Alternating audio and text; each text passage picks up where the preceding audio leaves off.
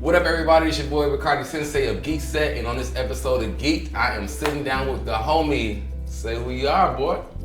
That's how we started. Oh, what up? I'm your boy Didge Dee, 1/3 of the Geekset podcast, the videographer, the audio engineer, the motherfucking man of the Geekset podcast. I'm gonna go crazy today. All right, okay. Okay, all right. So we getting started. All right, so then with all that you saying, what was the motivation that had you step into this role that you can, all that you just said that you are? Audio is out of necessity. We need to make sure that our audio can always be up to par, and if somebody's not focusing on it, just saying, oh, you can hit record and go, it's like things can get way off very quickly. So audio became a necessity, and it was a level of, I wanted to do video anyway.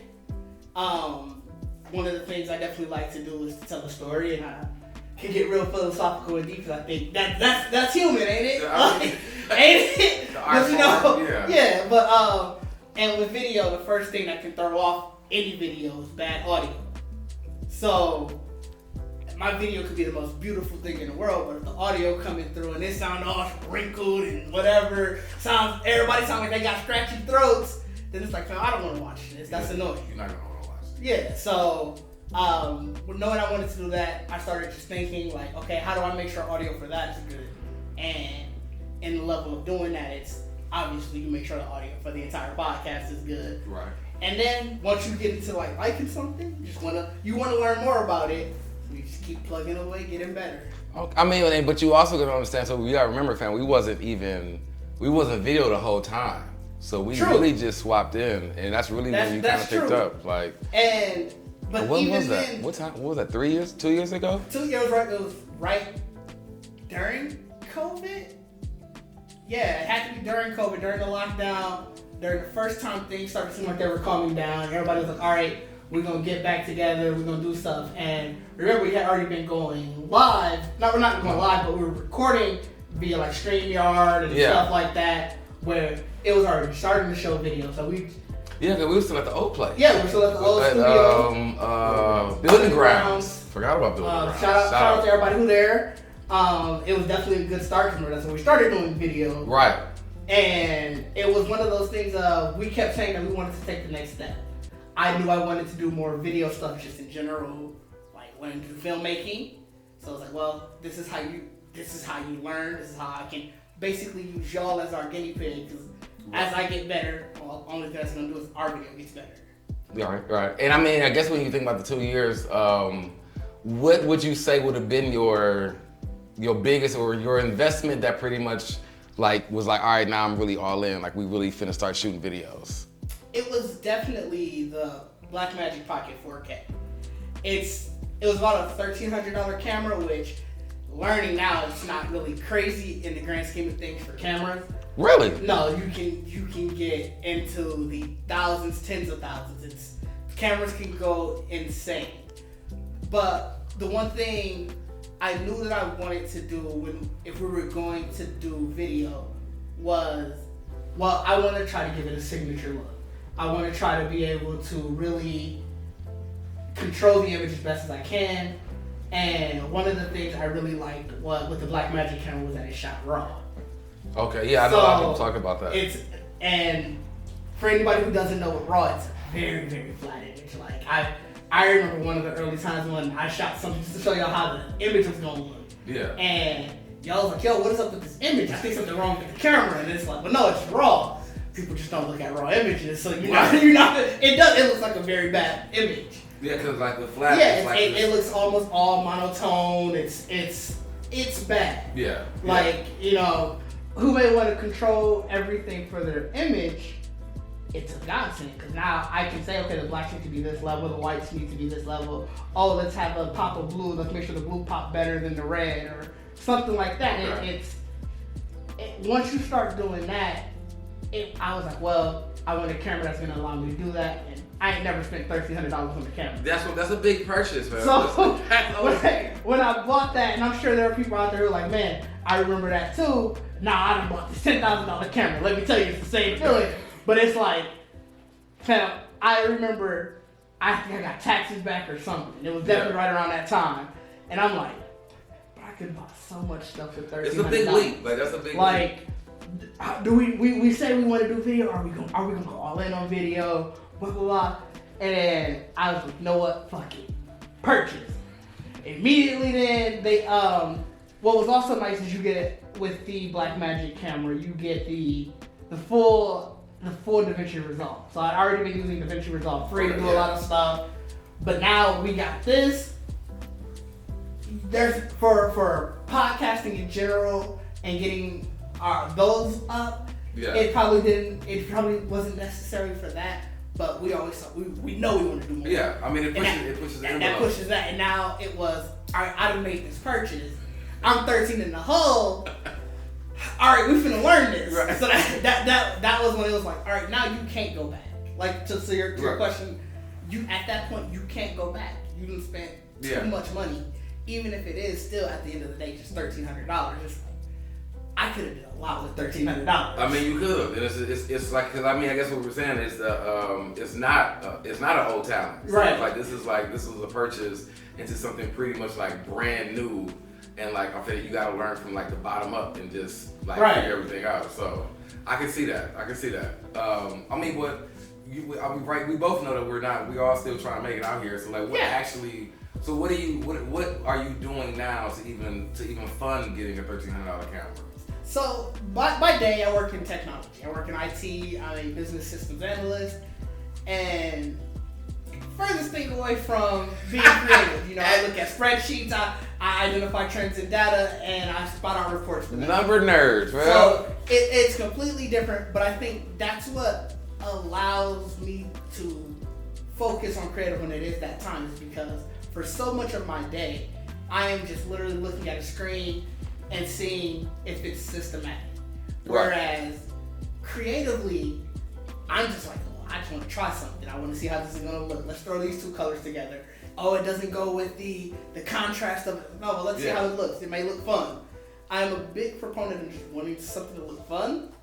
Like just trying it. Yeah, and I think having to focus on the day in and day out of system. The tedious like data work of like numbers and crunching, but then you get to like break from that and just like throw the paint on the wall kind of. You know what I'm saying? Basically, like that whole, like, just let it kind of go. It's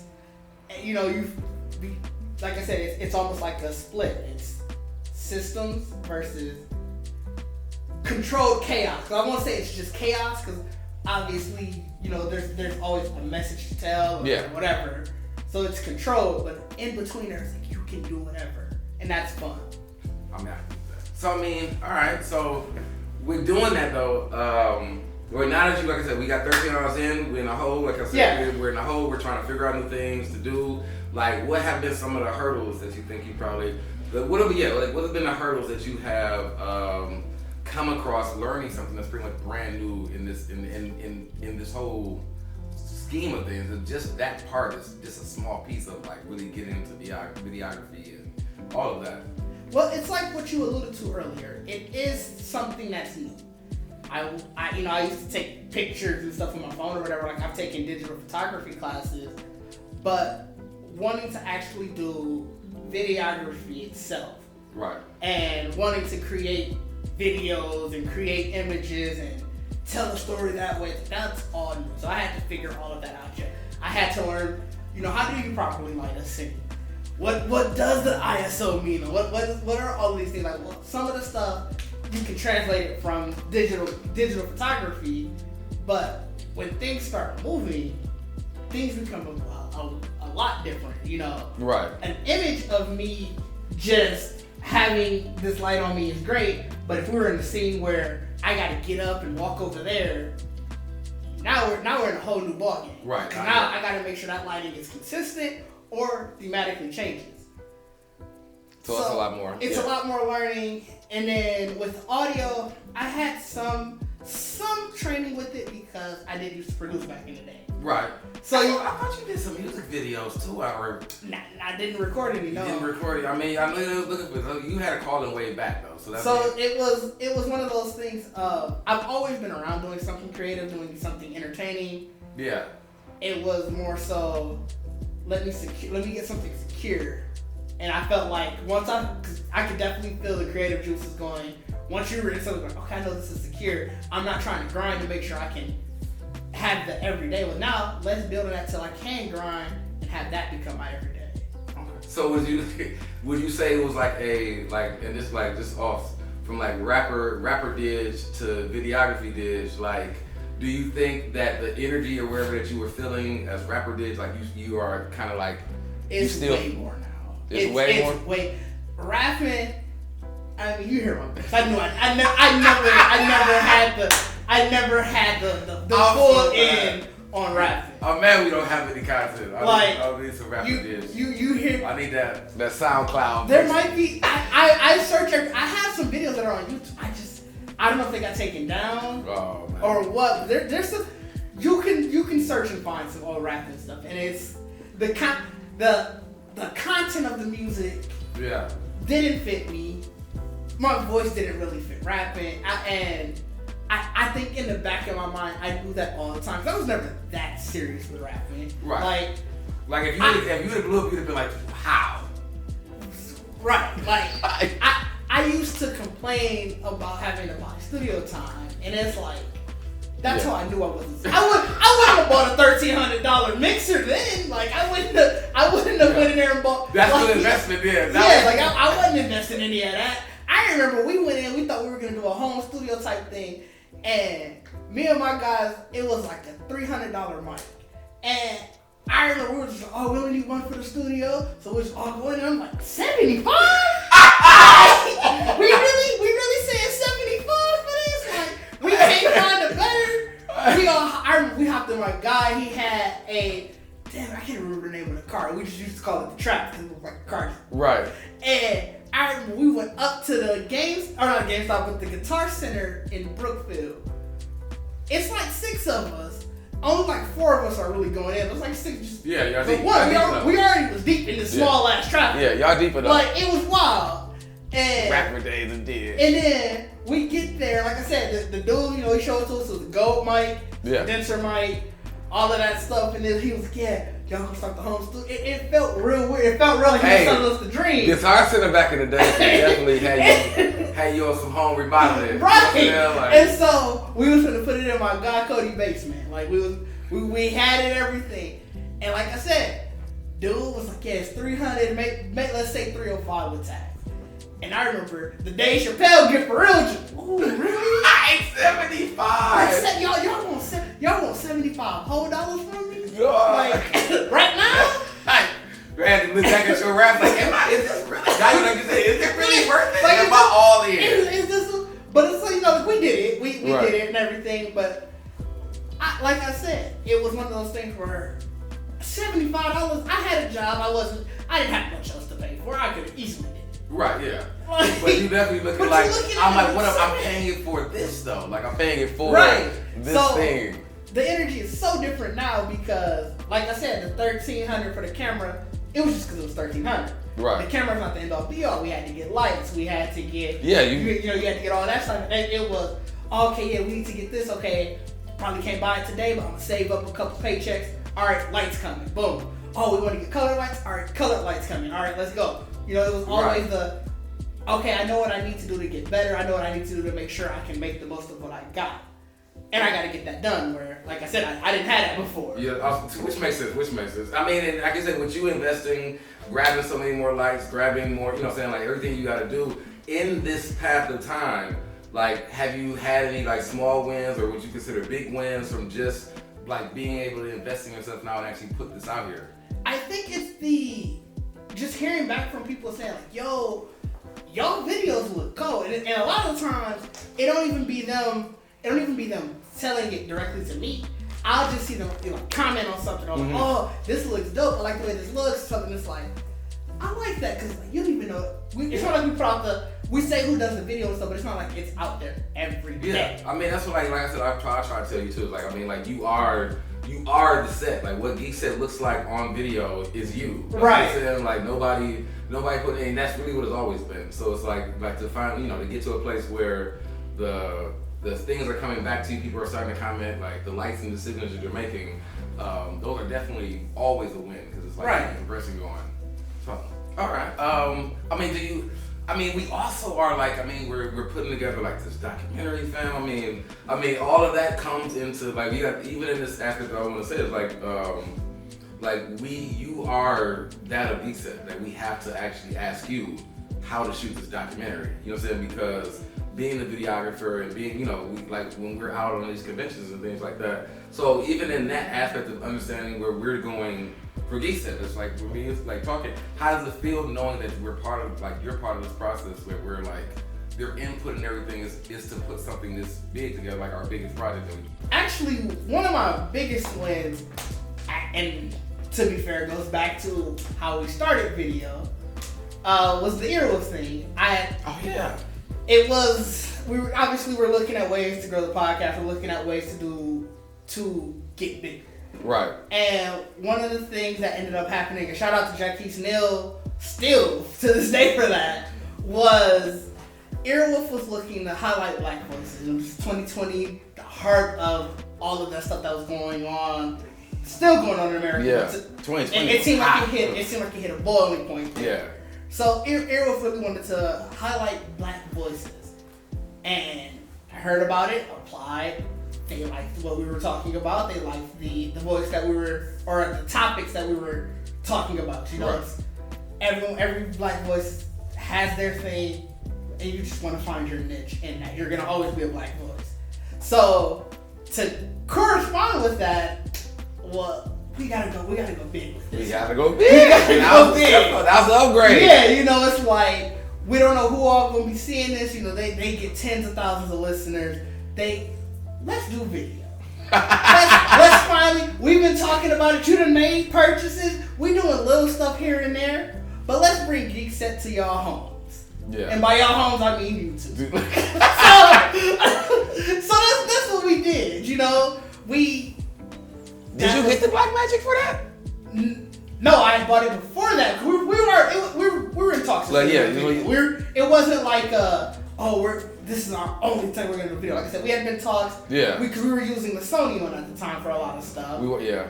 And this was okay. We got to go big for this podcast. We gonna do video. Yeah. And then we did video. We made sure we had lights for it and everything. We did video, and then it was, well, let's do every podcast. Yes. Like this looked nice. Hindsight, it looked okay. I remember the color grading. Not matter of fact, it's still sitting in my.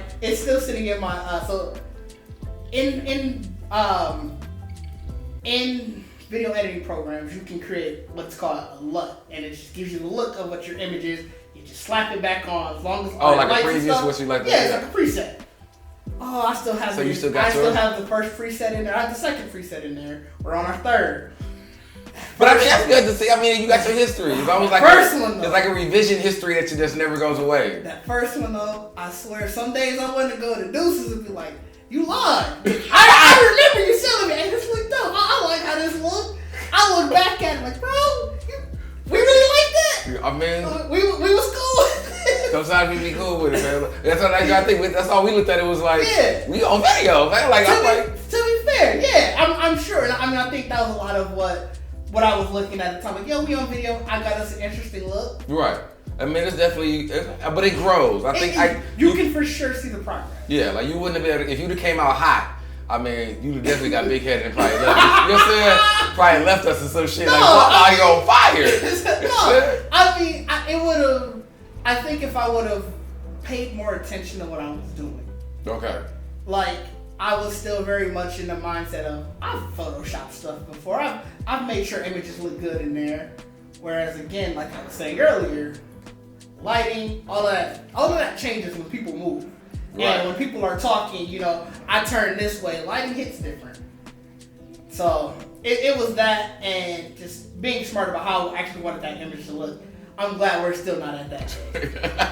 It's good to realize that we've only been in 3 revisions, though. I feel like we would have been in a lot more, like... Now, to be fair, I do fine-tune every time. So, it's not like I'm just putting on the preset and that's the image. Like, I'll put that in and I'll fine-tune every time because we do, you know, we don't live in a place where we can have just a single set and it stays the same.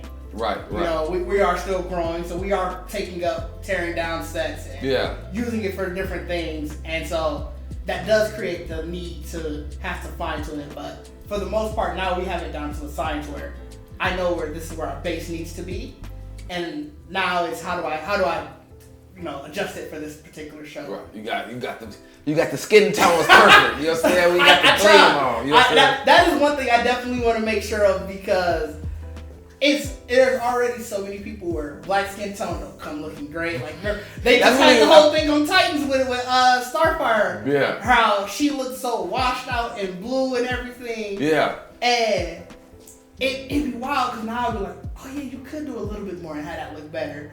And so I'm super cognizant of our skin tone, because imagine being a black man who can't get a black man's skin tone correct. Let me tell you, I would cry daily. So that is the first thing I want to say. And I'm sure there are ways I can make it look better. Right. But I think I got brown skin looking brown. Oh, I think you do. I mean, that's what that Rudy ain't said nothing yet. So I mean, Rudy gonna definitely tell you, like, nigga, I'm looking dude black or something. You know what I'm saying? Like, he gonna be on your ass. Like, so I mean, okay, so with you doing all of this, with you being like enjoying the wins and all that, like, do you feel that you're in a peer space that is like, do you feel like you're supported? Like, I mean, like I said, I'm not a videographer, but I mean, of course, you know, as part of the Geekset, but I mean, just in your word of other people that do this and people that you can talk to and friends that you've made in this path of being in videography, do you feel that you're in a really good, strong peer space right now? Yeah, I mean, from a group perspective, I would definitely say, yeah, I just talked about 5-10 minutes ago about how that first image looked, and y'all was, hey, keep that, you know, we good. Just like, so, if anything, y'all allowed me to be like, I needed to grow still. So that's huge. I mean, you didn't see the first image and be like, all right, yes, we're gonna find somebody else. Then it's like you didn't allow. Whoa, what the fuck is this? Like, me and Rudy started a whole other group chat. Want to see this shit? Right. So it's like I ain't getting that. And then just in terms of just people around me, huge help. Shout out to the director of our documentary, Brandon Champ. Yeah. Fam sat with me. He was like, yeah, we're gonna load up some DaVinci projects. I'll just show you how to do a little bit more interesting stuff.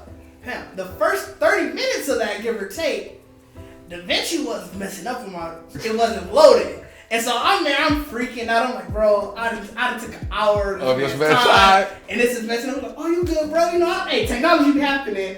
It's whatever.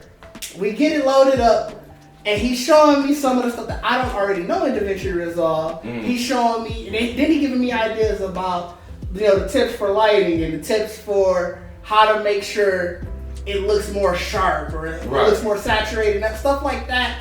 And the entire time, it wasn't like he was making it seem also like, yo, you know, I'm gonna teach you because you ain't doing shit right. He was like, yo, first off, first thing he said, I'm impressed because you don't do this for a trade, but you got y'all image looking like this. What? And it was after the first revision, so you know, it was after that. I had things looking a lot better. But you know, for him just to be like, yeah, this is some of the stuff you need to do. Hey, if we need to do this again, let me know. You know, just send me some questions and stuff that you got.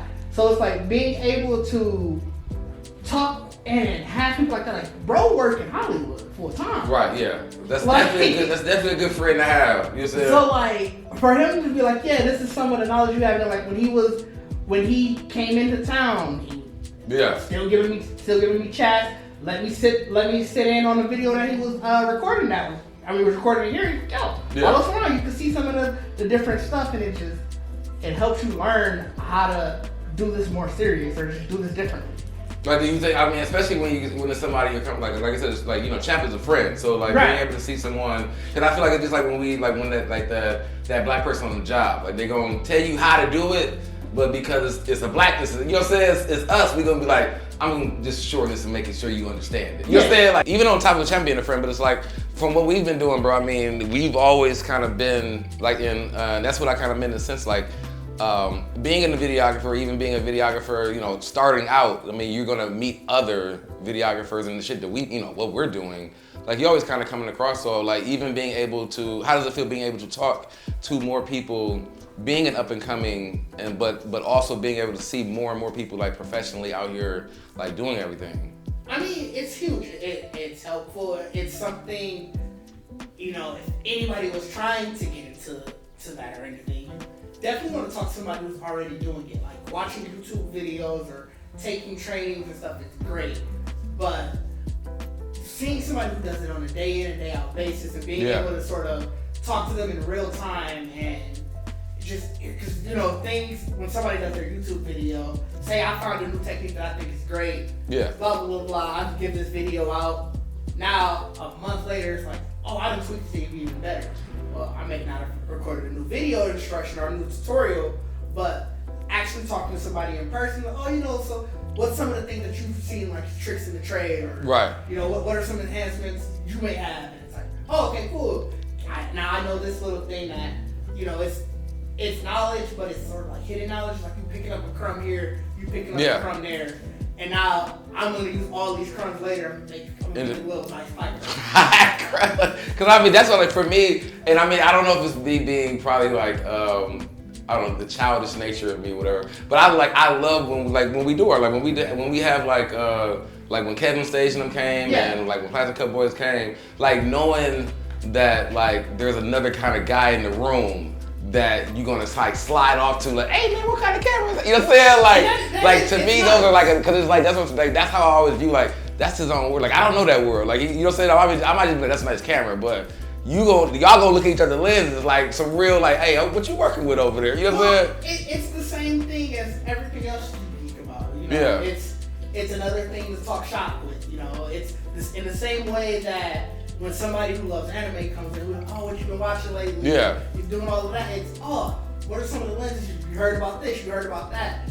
And like I said, and that you're not only networking, which like if anything you need to do, but you're also creating a genuine connection, because it's like, this ain't fake. I didn't come over here just to say this because I think you can get me somewhere. It's not. I'm really interested that you got the Sony FX30, or I'm really interested that you got this Sigma lens. Like, yo, I mean, I'm looking at that. That Black Magic definitely give you definitely be an icebreaker for you. Because I remember a lot of people be like, that's a Black Magic? Yeah, because they know that this bit that bread. Well, and it's because I think it becomes that, it's like that prosumer level. Yeah. You know, you got your consumer level, and it's definitely not a shot to anybody who's buying those cameras. Yeah. Realistically, did we need the Black Magic at the time? Probably not. But was I not gonna do that if I had the money to do it?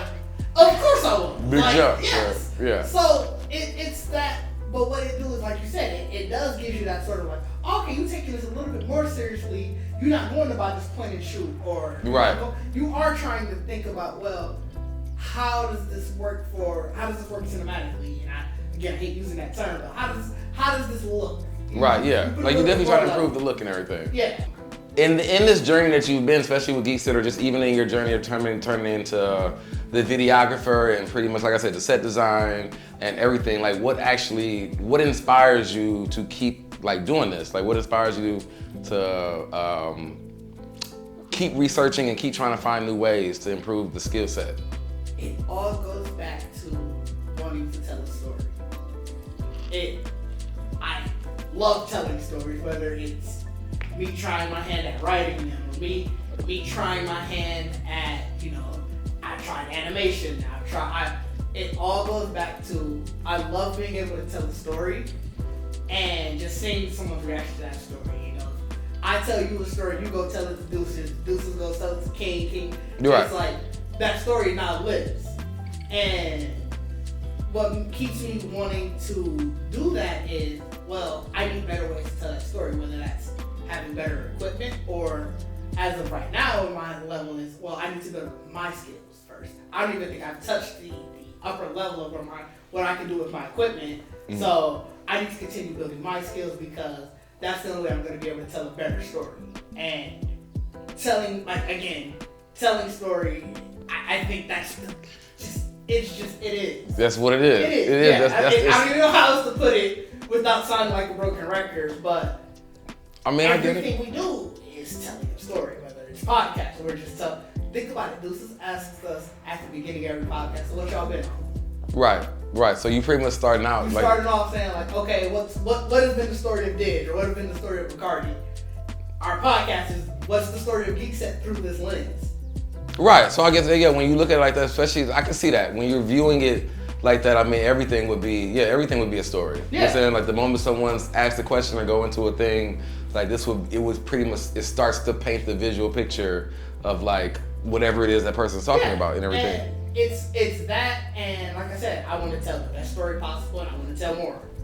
So whether it's our podcast story, whether it's the Black Key documentary story, whether it's some of the other stuff we have coming up story. Right. It's a story through different lenses, but they're always a story. Okay. For the last then, do you have any advice for anybody stepping in your role, anybody trying to step into videography or any of that, like, what do you have for them? One, do it. Just, you don't necessarily have to put the plug on a $1,300 camera, but buy these Sony ZV-E10, I think it's $800 or so at Best Buy, or buy a Canon camera that you can get at Target. But just get something. Hell, use your phone. You can use your phone for a lot of stuff. Use your phone. Use your phone. But just start doing it. Yeah. Don't put yourself in a perpetuity of planning. Get it out. I'm gonna get it out eventually. A perpetuity of planning. Don't put yourself in that where you never execute. And then secondly, find you a tribe that you can try shit with. A lot of the stuff that I'm able to do is because I come to y'all, or I'll go to Doug and them and just say, like, yo, I'm trying this. I need bodies for it to be there. Right. Y'all good? And it's, yeah, okay. And so that helps me a lot too, because now I can try and maybe fail, but either way, I get better. And that's the point. Okay, all right. Well, I mean, we're gonna wrap it up. So, I mean, this is your stage to end it up.